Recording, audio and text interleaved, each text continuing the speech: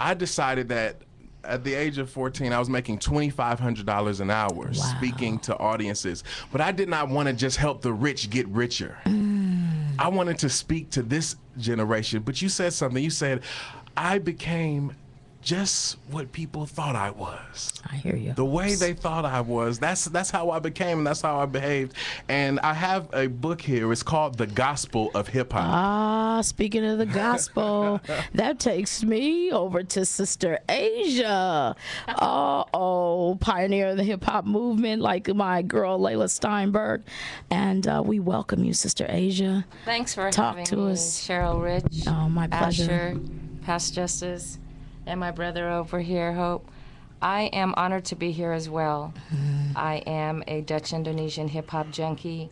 I fell in love with hip-hop in the late 80s and have been on the movement since that time with the East Coast artists, West Coast, Universal. I see. But I am here to inject some truth serum. My mission is to give the youth a third eye vision. Yes. We are so in need of that, my sister. Our youth is really what matters. Yes. And I just want to say let's get Asher in. Asher, young Kush, come on in and talk to us, my brother. Yes, ma'am. How you doing, Michelle? Just glad to have you. No doubt about it. Cool. Thanks. I'm glad to be here.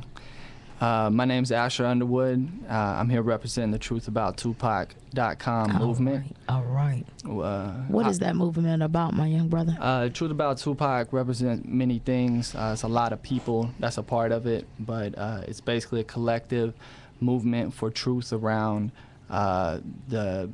what happened to Tupac, as well as the truth of his message, which has been highly biased, unless you're somebody who's been a part of hip hop. Now, I said it cut through all sociocultural, all ethnicities, and you, my brother, are one of our Caucasian brothers that are.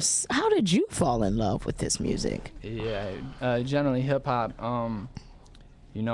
It goes way back. I think the first song I ever heard was "The Freaks Come Out at Night" by Houdini, and but I've been hip hop changed my life. To make a long story short, I could run down my whole story, but hip hop influenced a big part of the way I think, the way that I approach my studies in school, the passion behind the movement that we've now become a part of, and again, also coming to California and meeting Miss Layla Steinberg, which is how we met.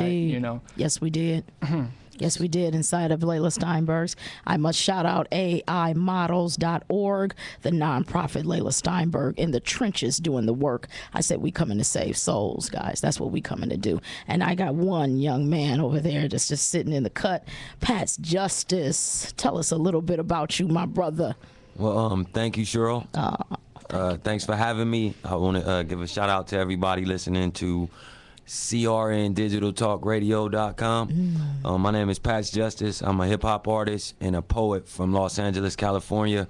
I'm just, happy to be here and be able to give my opinions on the art form called hip hop, which is basically the soundtrack to my life and one of the most powerful vessels right now in the world. And it's given a lot of different people in the world the opportunity to share their stories and make their lives better for their families. A lot of people that wouldn't have any, hope or, I guess, chance of acquiring the American dream. Hip hop has provided that for a lot of people. So I'm just here to represent hip hop and give my honest opinion on any different topic we bring up here on CRN Digital Talk Radio. We're talking about hip hop talk radio here, and that is one thing I want to say, guys. And I mean, I'm coming from a whole nother generation here. Hey, we got a problem with this language. We hear the word bees, and I know when I was young, if I had a Layla Steinberg in my life, and with the work that she's doing, I wouldn't have went astray. I wouldn't have gotten into drugs. That's why I decided to start listening to this music. But hey, let's talk about the negative is out there too. So, any thoughts on that, Sister Asia? Please. I'm sorry. Just the thoughts around the negativity that is surrounding hip hop real quickly. Would you just a little bit about that? Well, what happened? There was a change in the 90s, and they started to colonize rap with hip hop. When you look at the TV shows, the award shows, they take certain categories that are rap and put them in a hip hop category. That just, it doesn't mesh with me. The media has influenced the youth and used this platform as a tool for them to take away the real culture of hip hop, b-boys, graffiti, DJism, and the real microphone control, the elements of hip hop. I think we have a caller on the line. That's 1-800-336-2225. Scott from North Hollywood is calling in there. Yeah, how you doing, Cheryl? Wow, Scott, thank you.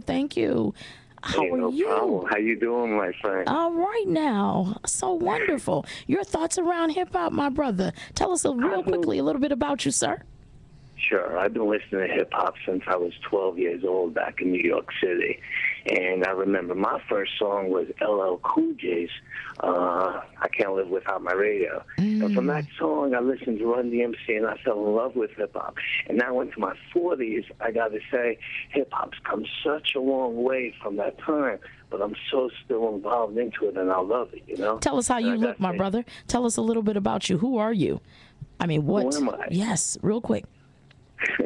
Right now, I'm a family man. I'm a dad, a husband, and everything. I work hard every week. I'm a regular guy. Actually, I'm also of the Caucasian persuasion as well, just so you know. I heard that. You know, like I growing up in Brooklyn listening to hip-hop, it was a little trouble in the beginning, actually. Gotcha. You know, that takes me to Asher. Asher, blend in very quickly and tell us a little bit about, you know, here's your brother on the phone. We are all brothers. We're all bleed red, you know. But right now, this young man saying he's 40. He's in his 40s with this hip-hop music, you know. Right on. That's what's up. Good to meet you, man. How you doing? Good. How are you, sir? I'm doing really well. Thank you. We really want to empower ourselves to bring it back to where it was supposed to be, though. That's for sure. Actually, if I must say, I'm also passing it on to the new generation because I have a 13-year-old son, and I recently took him to an old-school hip-hop show that featured everybody you can imagine, like 10 acts from the early 80s and the 90s as well. And I'm bringing it to that generation, and he loves hip-hop as well. So we're sharing that together, and that's our special bond. And so hip-hop can bring fathers and sons together and people together around. Wow. I think, as well. Thank you. Thank you so much for your thoughts, Scott. We love you. No doubt. We really appreciate you guys. We want you all to call in. It's a platform for your voice. You matter. And that takes me to High Hopes real quick. Could you come in on this? Yes, I can really relate to Scott as we go to our next break. That's how I bonded with my brother, Patrick. When he gave me a KRS-One album, KRS-One, his name stands for Knowledge Rules Supremely Over Nearly Everything. When I put on that CD, I was in love with hip-hop, and I just felt so cool to be able to listen to something that was so inspirational that it changed my life. Well, all I can say to you, we want to take this and make it a tool inside the schools, because no matter what, no one can deny it is what the youth is listening to, and it really does make a difference. So if we can bring it back to the positive, I mean, am I being judgmental?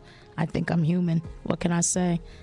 So we're going to go to a break. We've got some music playing there, provided to us by Layla Steinberg, Hip Hop Talk Radio. Today, there's two different versions of the